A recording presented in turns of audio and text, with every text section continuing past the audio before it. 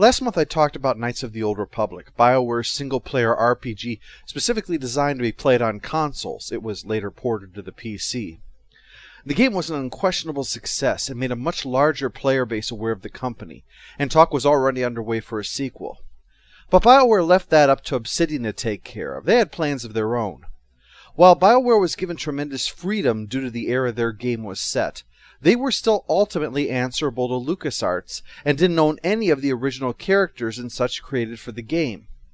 But still, being a Star Wars game meant it was going to have brand recognition, and having rave reviews would intensify that interest since the glut of Clone Wars related materials and Star Wars themed versions of other popular games that didn't measure up, well, that meant that this was something significant and made a large number of people aware of BioWare after that. And that was an opportunity to ride this popularity into their own original material, which they would then completely own and have total control over. They took the opportunity later that year to announce Jade Empire, a game set in a mystical Chinese-inspired realm that they'd been actively developing for 2 years and kicking around for a lot longer than that.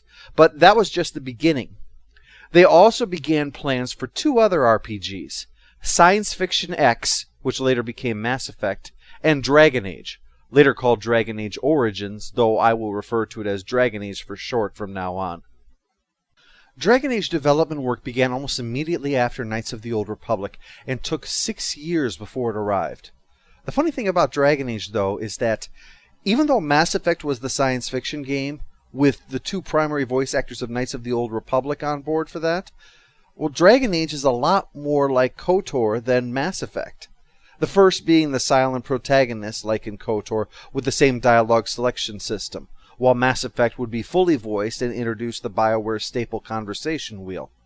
But as we go on, you'll probably note some of the similarities that go beyond that. And for this series, it will be similar, a 10-part hybrid Let's Play/analysis series, with each part also looking at one of the companions. One other thing before I start. Knights of the Old Republic had to be incorporated into the lore of Star Wars, the canon. Well, the canon up until it was recently announced that everything but the films, the Clone Wars cartoons, and the new animated series Rebels were all being wiped away to make room for the new trilogy. Yeah, that makes 2 franchises now, where J.J. Abrams came in and wiped away most of the history from series I loved. He's like the Darkspawn horde of science fiction. But I digress. KOTOR had to be incorporated into the lore of Star Wars, and so demanded that whatever the player did, there had to be only one true choice made by the characters at each stage. Now, I did my best to follow the way that seemed to work for KOTOR. Dragon Age, though, doesn't have that restriction. When Dragon Age Inquisition comes out next week, in fact, you'll be allowed to determine the history of the world rather than being told what it was. So there's no limit on what I was required to do by the lore. But I did ask for any guidelines by requester Matthew Smith, so some of this is following what he wanted, and some of it is just me indulging myself. For starters, you can choose between dwarf, elf, and human for your race, male or female for your gender, and you choose your place of origin. If you're a dwarf, you're the second son of the king, or second daughter of the king, obviously, or you can be a casteless commoner. If you're human, you're a member of a noble house, or you're a mage in the Circle Tower. If you're an elf, you also have that option, being in the Circle Tower. But your racial-based stories are either an elf living as a second-class citizen in a ghetto, or part of the Wandering Tribes. All stories but the last can tie into the main plot. The last one ties into the DLC Witch Hunt. But in truth, the origin most tied into the game is human noble, because the adversary that you encounter in that origin story is a repeating menace throughout the game. But I've been asked not to do the obvious, so I've gone with mage, which is fine with me because I have a soft spot for summoning dead bodies to fight for me. Anyway, I dream of one day becoming first enchanter of the circle, so to carry me there I shall be named Tim the Enchanter. And I shall have a beard because any mage worth talking about has to have one. While BioWare acknowledged Lord of the Rings as an undeniable inspiration for Dragon Age, as most modern fantasy draws from Tolkien's vision, they said, they're still going in a different direction with a lot of these elements. Right off the bat, we learn of several important parts to this. First, the powerful religious organization known as the Chantry. From them, we learn of the explanation for the enemies of the game, the Darkspawn, who fill the role of orcs or goblins, but with a twist. And we also learn of the existence of an order that fights them, the Grey Wardens. All of this is told by a Grey Warden himself, Duncan. Twisted and cursed by their own corruption, they returned as monsters. So, it's like Washington then. This is the Chantry's explanation, though whether or not this is true, we can't really say for sure.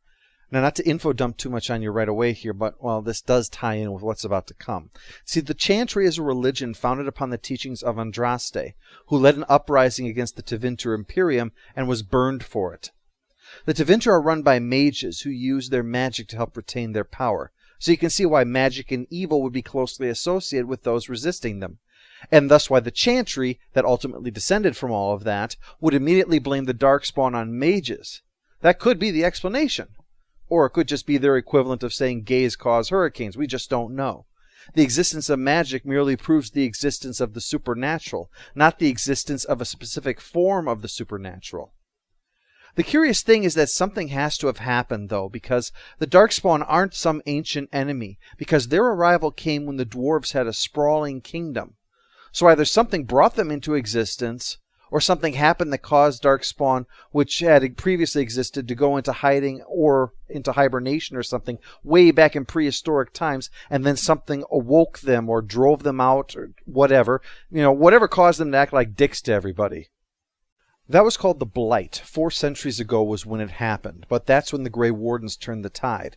They were a ragtag mob of whoever was willing to go through the ritual. We'll get to that later. It doesn't matter if you were the noblest knight or the vilest mage. The Grey Wardens faced an enemy where you couldn't be picky about who signed up. But they defeated the Blight, but that didn't mean that the Darkspawn was eliminated. It merely meant they were driven back. And it seems another Blight might be coming, which, since it's the start of the game, is a pretty sure bet. You don't drop $60 for, nope, sorry everybody, false alarm. Who wants to go collect rat tails for the innkeeper?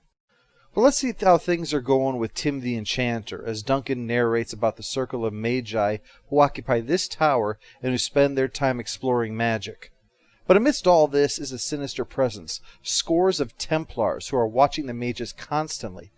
I mean, this might look like some Hogwarts light sort of thing going on here, but the reality is this place is basically a big prison with the Templars as the guards. I mean, think about that big bridge out front that's all busted up. Why is that? It's to keep us prisoners here. What sense does this make otherwise? I am first enchanter, master of all magic, and I shall go forth. Quick! Fetch my rowboat! The Templars work for the Chantry, so all of this then makes sense. If the Chantry had their way, they'd stick all the mages in one place and keep a close eye on them.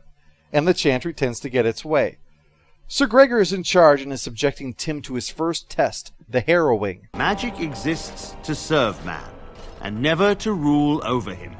Thus spoke the prophet Andraste as she cast down the Tevinter Imperium, ruled by mages who had brought the world to the edge of ruin. Your magic is a gift, but it's also a curse. Like my good looks, you mean? The Dream Realm is the Fade, and there lie spirits and demons and other crap. And while you're in there because you're sleeping or because you're doing some kind of magical voodoo stuff, a demon might try to take you over and enter your body and come into the real world, transforming you into an abomination, which is bad. So, into the Fade I'm going to go, and if I get taken over by a demon, the Templars will put a few dozen swords through me, but that's okay because apparently it's all for my own good. The Netherrealm just sneezed on me. Well, no more putting this off. Into the Fade I go. Am I going to get any sympathy for this stupid trial I have to go through? It isn't right that they do this, the Templars. Not to you, me, anyone. Well, at least I've got Remy here on my side. He says that he took too long on his harrowing, so the Templars killed him, and now he's stuck here. dodging all the demons by disguising himself as a mouse. And apparently he's become my animal sidekick, who occasionally takes human form because he won't leave. Being in the spirit realm, we run into some expected insanity. There's a warrior spirit who offers me a weapon if I best him in a duel, but that's going to be kind of hard because I don't have a weapon, do I? I also run across a demon. I have to defeat a demon before I leave here, but thankfully not this one, because this kind is very powerful. It's a sloth demon. For some reason, he just can't be bothered to kill me. Kind of the drawback of being a sloth demon. Soon I shall take over the world! You know, tomorrow, because it's after 3:30 and my head's already on the drive home from work. Instead, he says he'll teach Mouse here to do something useful with himself if I make a deal with him. He asks 3 riddles. If I win, he teaches Mouse. If I fail, he gets to eat us. Yeah, why not? Of course, I'm super smart, so the riddles are no problem, and Mouse learns to be a bear. And together we face down the rage demon. But surprise, that wasn't the one I had to defeat. It was actually Mouse the whole time, because not all demons are forceful. Some of them are subtle. But of course I see through him, but it's all bygones. Harrowing is completed anyway. Huh. So let me see, Templars. You're so afraid that I might start cavorting with demons that you subject me to this test, which teaches me my problems can be solved by making deals with not 1 but 2 demons. Mission accomplished. I wake up in bed greeted by this nightmare, Jowan, who insists that he's a friend of mine, except I'd know I'd never be friends with a loser like him. Might be another demon trick. Have to stay on my guard. So much for friendship. I'll leave you alone then. Hey, if obnoxious people are going to leave me alone, this world could be all right. Despite his assurance that he'll leave me alone, he prattles on about the Tranquils. Those who won't face the harrowing or are deemed too dangerous or whatever, they're made tranquil. They lose their ability to use magic, dream, or have emotions. That's kind of like having an office job. Jowan is afraid that he's going to be made tranquil, which naturally worries me because he's boring enough like this. Imagine how he'd sound with a monotone.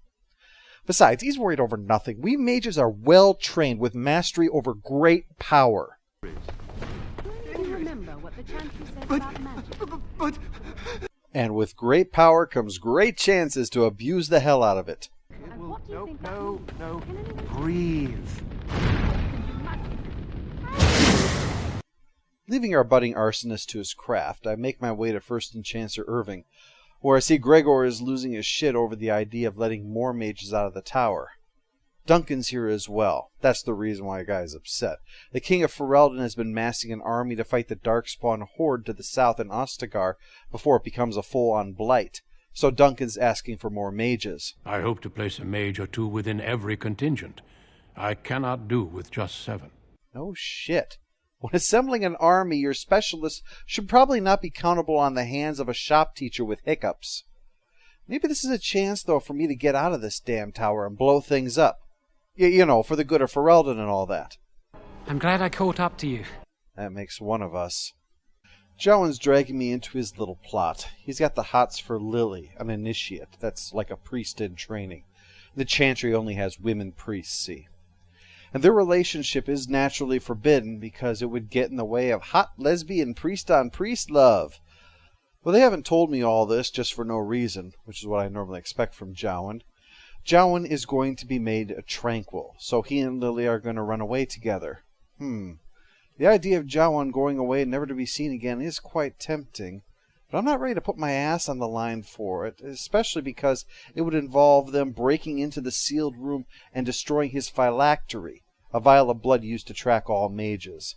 As a full mage, Timms has been sent to the capital in Denerim for safekeeping, so he can't smash his own. Decisions.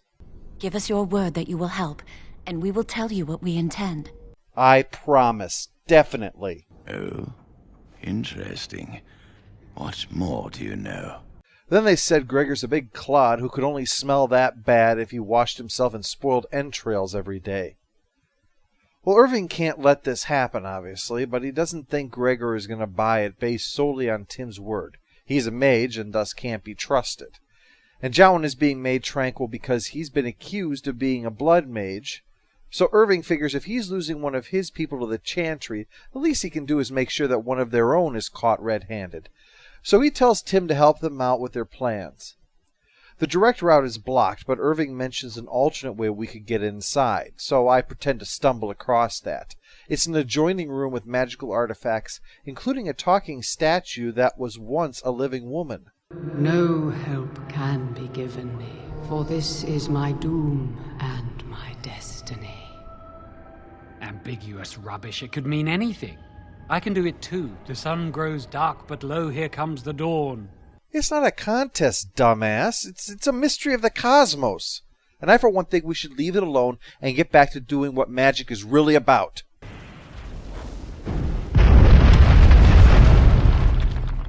Blowing shit up. We find and destroy the phylactery, but Gregor, Irving, and the Templars are waiting when we leave. Lily is to be sent to this terrible prison where the veil between the world and the Fade is damaged, and demons haunt you, and it's not pleasant. So Jowan reveals, lo and behold, he really is a blood mage. He had no choice, he says. He wasn't powerful enough with regular magic. I mean, he doesn't even have a beard. Lily's a bit freaked out that her boyfriend practices forbidden arts, so Jowan finally runs off, and Tim's the one that gets yelled at over all this. But your antics have made a mockery of this circle. What are we to do with you? How about you bend over and kiss my mage ass, Sir Bitch-a-lot? While he and Irving argue over what happened, Duncan arrives, asking if this is a bad time to invite Tim to join the Grey Wardens. Gregor has a conniption over that, but Duncan says that doesn't matter. The Grey Wardens can recruit anyone they wish, so screw you Templar guys. I am out of here and on my way to Ostagar. This blight must be stopped, here and now. If it spreads to the north, Ferelden will fall. Don't worry, I won't let you down. What's with that thing floating over your head? Oh, sorry, it's a status effect animation. Thought I'd turn that off. We're not meeting anyone important in this cutscene, are we? This is Cailan, the king of all of Ferelden. Welcome! What's with the fairy over your head? I need a new shampoo, your highness. The king is young, full of ideas of glory, but also very personable. You get the feeling that he could grow into the role in a few years to become a ruler that's in touch with the needs of his people. Anyway, things are going so well that the king is wondering if this might all be overblown, but Duncan insists there's an archdemon about, which makes this a blight. See, the Darkspawn have some kind of corruption in them, and they spread that corruption to other things. Now, there's also these things called old gods. They were beings that were worshipped by the Tevinter, and now they sleep underground, way deep underground. So when the Darkspawn find one, they corrupt it, and it becomes an archdemon, a dragon-shaped monster. Now, naturally, combining the monstrous Darkspawn with a dragon is bad news. That it's got the soul of a god is just running up the score at that point. Now that I'm here, it's time to meet my first real companion, the faithful friend who will remain at my side until the bitter end. This is a Mabari, smart breed and strong. His owner died in the last battle, and the poor hound swallowed Darkspawn blood. I should mention that I'm basing the things I say off of stuff from Dragon Age Origins, not anything that might have been said in supplementary material, in Awakenings, or in Dragon Age 2, or anything else. So anything I say that contradicts other materials, well, that's going to happen. There's a limit to how much research I can put into this whole thing. I already have 57 gameplay hours in this one alone to sift through. So let's get down to the first companion we'll discuss. The dog. May seem an odd choice to start with, but I'm doing it for the same reason I did T3M4 on Terrace. This part's already long, and there's not a lot to say about the dog. That again is what makes him the T3 analog. Oh sure, you can't get more different than a sophisticated hacking robot and an animal with a fear of soap. Excellent. I will get my soaps, and the dog shall have his bath after supper. But both are the odd companions out from the rest. Smaller, uncomplicated. They have no side quests to perform and little to comment on matters that arise. You're not even allowed to choose the dog as your champion to help defend Ferelden. You pick up the dog because his previous master was killed at Ostagar, and the dog himself nearly dies from Darkspawn blood, but lives thanks to your intervention. Because of that, he will take a shine to you and join your party. You even get to name him. So, as with most, I named mine Barkspawn. He will even have that name in the DLC if you play as the Darkspawn instead of as the heroes. Darkspawn's a Mabari, not to be confused with the boneheaded aliens from Babylon 5. Mabari are trained to fight, and as such they're big, tough, and intelligent enough to understand it would sometimes be human flesh. Oh, like you can tell the difference. For all you know, maybe you've already been fed something. Someone. But not too intelligent. And like all good dogs, he can fetch things.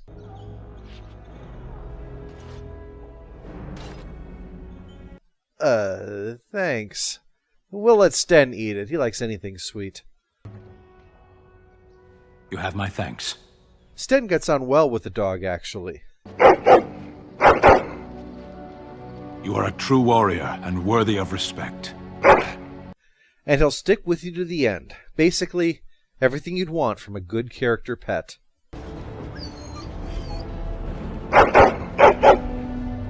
Tim's not the only recruit. There's Sir Jory, who earned the chance to join by winning a tournament, and there's Davith, a thief that Duncan saved from the hangman's noose. We're to meet up with a recently added Grey Warden, Alistair, and given a 2-part quest. We have to head into the wilds to recover some old treaties left in the ruins of a Grey Warden stronghold. There are wards in place that should keep them safe. And we need to collect some vials of Darkspawn blood, which shouldn't be a problem because Darkspawn are all over the place. Alistair will be coming with us so that we don't wander into the horde itself accidentally. That would end the quest kind of fast. The wilds are about as far different from the tower as you can get, but it doesn't matter. Tim is prepared. His spells make this fight easy. The only drawback is that they tend to make the enemies explode. Yeah, a lot of the time you're going to see Tim and his companions covered in blood. But hey, better it be the splatter of our enemies than our own, right guys? We wade through the blood until we find the remains of the outpost, but the chest is destroyed, the treaties are gone, and what's more, a strange woman, Morrigan, introduces herself. I have watched your progress for some time. Where do they go, I wondered. Why are they here? And voiced by Claudia Black, no less. She knows about the missing treaties. You stole them, didn't you? You're some kind of sneaky witch thief. Is it too late for me to switch sides? She claims it was her mother who took them, and she agrees to take us to her. And her mother claims that she was expecting us. Are we supposed to believe you were expecting us? You are required to do nothing, least of all believe. Shut one's eyes tight or open one's arms wide. Either way, one's a fool. I think she means you, Alistair. And yes, I'd know that tone of menace that promises bottomless pits of agony to those who anger her, or just bore her, anywhere. Witch of the Wild, huh? Morrigan must have told you that. She fancies such tales, though she would never admit it. Oh, how she dances under the moon. They did not come to listen to your wild tales, Mother. No, but don't stop on my account. You don't get this kind of show without being accosted for spare change. Flemeth has the treaties, and it seems she also has some feathery thing crawling around in her underwear. Or perhaps the threat is nothing. Or perhaps they realize nothing. Oh, do not mind me. You have what you came for. Well, I'm not here to judge. Thanks for the treaties. We return with the treaties and the blood. It's needed for our initiation. No, it's not some kind of crazy frat boy hazing thing where we're going to go through a spanking line and get splattered. The initiation is a ritual called the joining. It's a process that truly makes us Grey Wardens. But Duncan warns us this is very dangerous, and once we agree, we are committed to follow through on it. Well, everyone agrees. I mean, what's the worst that can happen?